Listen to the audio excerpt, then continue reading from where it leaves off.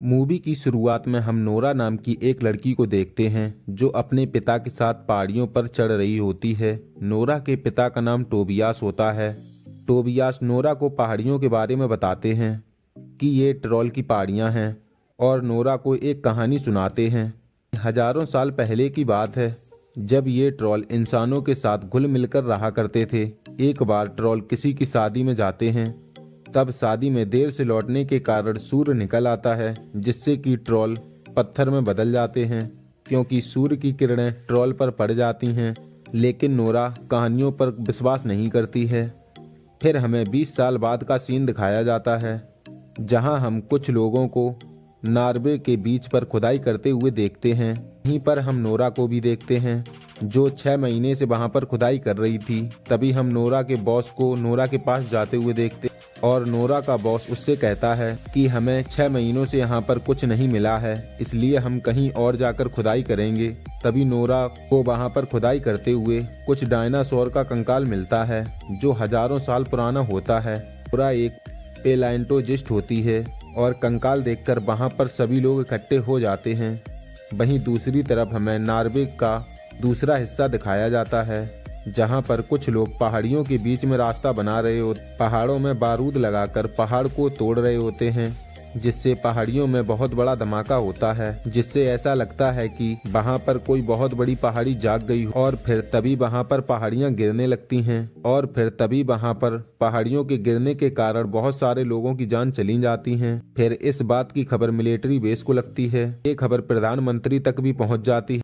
तभी एक मीटिंग बिठाई जाती है जिसमें डिसाइड करते हैं कि एटोलॉजिस्ट को बुलाना चाहिए और इस बात को प्रधानमंत्री भी मान लेते हैं। और फिर वहां पर नोरा को बुलाया जाता है और वहां पर नोरा की मुलाकात एक एंट्रियान से होती है और नोरा को वहां की तस्वीरें दिखाई जाती हैं जहां पर ये दुर्घटना हुई। और नोरा बताती है कि जहां पर ये दुर्घटना हुई थी वहां पर किसी बड़े बड़े क्रिएचर के पैर के निशान जैसे लग रहे हैं। वहीं पर नोरा एक वीडियो में एक अजीब आकृति को देखती है जिसके 2 पैर होते हैं और वो क्रिएचर आकृति में बहुत ही बड़ा होता है।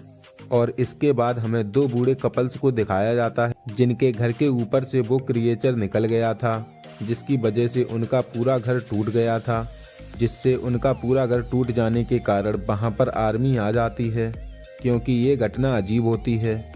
और फिर वहां पर नोरा को भी भेजा जाता है। वहां पर नोरा की मुलाकात एक क्रिस नाम के लड़के से होती है और वहां पर सभी लोग सोच रहे थे कि इतनी बड़ी चीज कहां पर गायब हो। ये पता लगाने के लिए नोरा उस क्रिएचर के पैरों के गड्ढों का इसके बाद नोरा उस क्रिएचर के पैरों के गड्ढों से निशान का मुआयना कर, पर उसे कोई सुराग नहीं मिलता है। नोरा ये सब पता लगाने के लिए क्रिस और एक आर्मी अफसर को लेकर पिता से मिलने के लिए, लेकिन नोरा और उसके पिता की अच्छी नहीं बनती थी। लेकिन नोरा जानती थी कि इस मामले में उसकी मदद सिर्फ उसके पिता ही कर सकते थे और नोरा अपने पिता को वही सब बातें बताती है जो अभी तक हुई हैं। तभी नोरा के पिता बताते हैं कि वो चीज एक ट्रोल है जिसे कई साल पहले लोगों ने समाप्त कर दिया था। तभी नोरा के पिता उसके साथ वो पैरों के निशान देखने के लिए जाते हैं। नोरा और उसके पिता बात कर रहे होते हैं भी उनके पीछे एक बड़ा सा पत्थर का राक्षस खड़ा हो जाता, जिससे डरकर ये सभी लोग हेलीकॉप्टर से वहां से निकल जाते हैं और उस राक्षस की लाइव तस्वीरें रिकॉर्ड हो जाती हैं और उस राक्षस को देखकर प्रधानमंत्री तक हैरान हो जाते हैं। तभी प्रधानमंत्री राक्षस पर हमला करने के आदेश दे देते हैं, लेकिन नोरा के पिता प्रधानमंत्री को बहुत समझाने की कोशिश करते हैं कि यह एक ट्रॉल है, कि ये किसी को फालतू में कोई नुकसान नहीं पहुंचाएगा। लेकिन प्रधानमंत्री उसकी बात नहीं मानते हैं और ट्रॉल पर हमला करने की आदेश दे देते हैं और ट्रॉल पर ताबड़तोड़ बारूद छुड़वा देते हैं। लेकिन इन सब से ट्रॉल पर कोई फर्क नहीं पड़ता है। फिर नोरा के पिता उसे अकेले ही शांत करने के लिए जाते हैं और ट्रॉल को शांत कर भी ले। तभी कुछ हेलीकॉप्टर पीछे से ट्रॉल पर हमला कर देते हैं और ट्रॉल गुस्से में आकर नोरा के पिता को जान से मार देता है और नोरा के पिता मरने से पहले नोरा को रॉयल पैलेस जाने के लिए कह जाते हैं, लेकिन नोरा इस बात को समझ नहीं पाती है। तब तक ट्रॉल भी वहां से जा चुका होता है और दूसरी तरफ प्रधानमंत्री भी पूरे शहर को खाली करने के आदेश दे देते हैं क्योंकि पीएम ट्रॉल पर न्यूक्लियर मिसाइल छोड़ने वाले होते हैं। ये न्यूज सुनकर नोरा को याद आता है कि उसके पिता ने उसे रॉयल पैलेस जाने के लिए कहा था। फिर नोरा रॉयल पैलेस के लिए निकल जाती है।